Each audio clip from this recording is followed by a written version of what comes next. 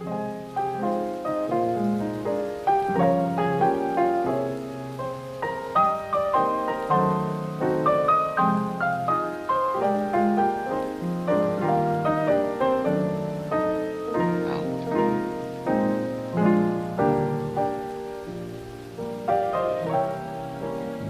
to Catchlights and Compositions. In this video, we're going to go over how to get that little sparkle in your character's eye. And in addition, I'll show you how to get a nice free set of composition tools produced by an epic fellow. And we'll show how to install them and a little bit of how to use them. So let's get started. First of all, what is a catchlight? Catchlight is the tiny dot that's in your character's eye, and quite often you can achieve this by going in, and you can, in MetaHumans, you can go in and I created a rect light and I attached it to the face. So that's one way of doing it. And I also made it extremely small. Then also I made it not cast shadows. And I also made it so that the barn door would pretty much aim directly into our eyes. Two more quick points about catchlights. Since they are reflections, they will take the shape of the source. So if you have a large open window, they will often look more rectangular. Okay, one more thing. Let's head over and see what we got here. I bet you didn't think you'd see a giant eyeball on the runway. What have we got going on? This is a eyeball that's built in a couple pieces. Now you can do a 2 to 3 piece eye, and the way this is constructed is that you have an inner piece and a clear outer coating. So if you can see, I can drag this out. And the outer coating then can have a light source that is then parented and also light linked so that it doesn't affect anything else. In Unreal, I have a video that I've done. I'll put a link in the notes below to my light linking. But at the most simple sense, you go down and you look for light channels.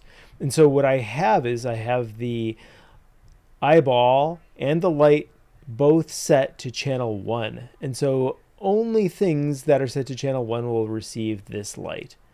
Now, I haven't done this with MetaHumans because their eyes are kind of attached inside, but presumably you could add a clear coat and see how that works. And you would need to you'd need to modify the material as well. All right, that's just an idea I'm going to throw out there. Let's move on to composition. What's this? Free on Fab camera composition overlays? Awesome. Let's get them. Okay, I'll put the link in the notes below and let's install them to our project. So I've done that. Okay, great. Now that they've been added to our project, let's take a look at the demo, and also I'll show you how to set up the overlays so you can use your own Cine cameras. So let's get a Cine camera of our own. So we'll go up here and type Cine. Just drag a Cine camera out. What we'll do is add a post-processing rendering overlay to our camera. So go in, scroll down, we will choose rendering features, and then under post-process materials, we'll add an array element.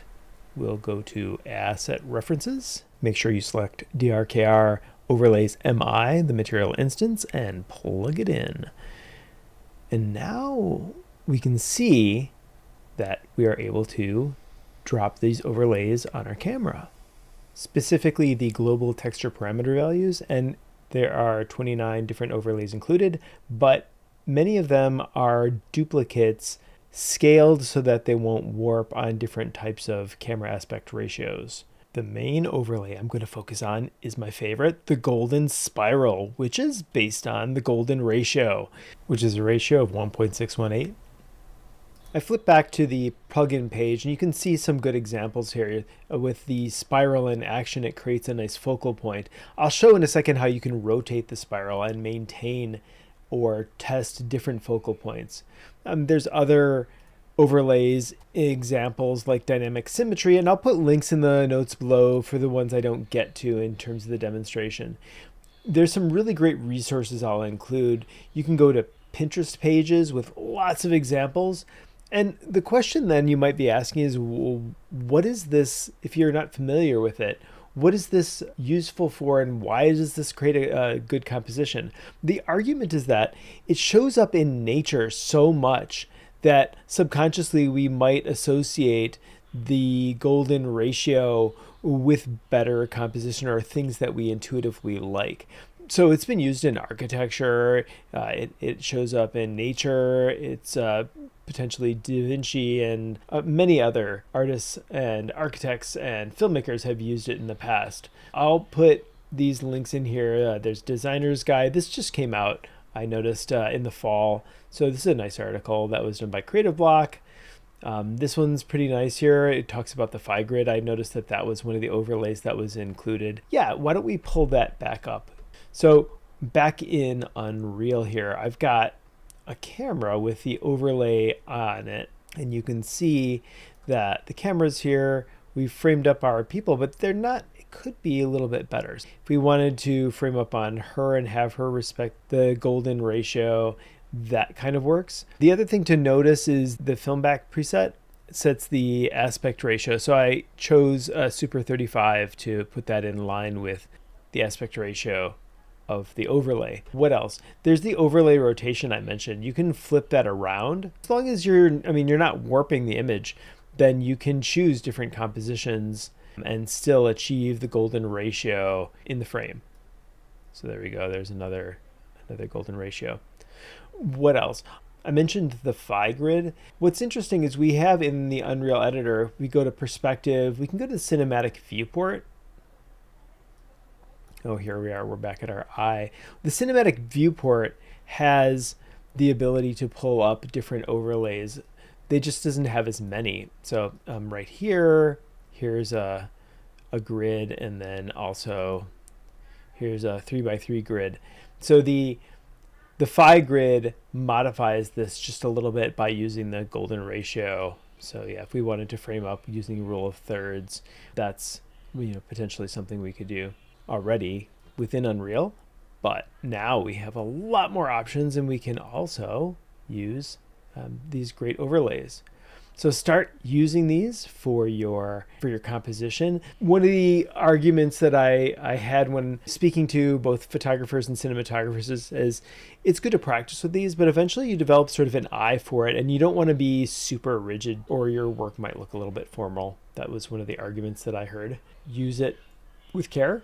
And this initial sequence that I showed, we could frame these shots up a little bit more using these overlays. To some of you who are familiar with the film Casablanca, but the music was from that film, and we have a similar backdrop with elements similar to the final shots of Casablanca.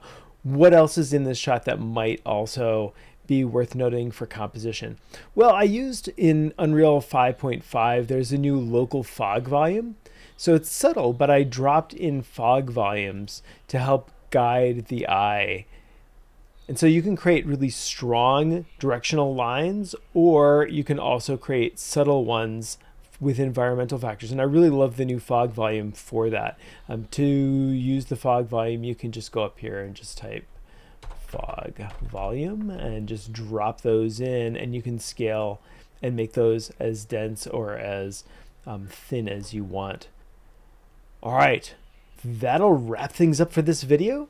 If you liked it, give it a like, and make sure you subscribe for more weekly Unreal content.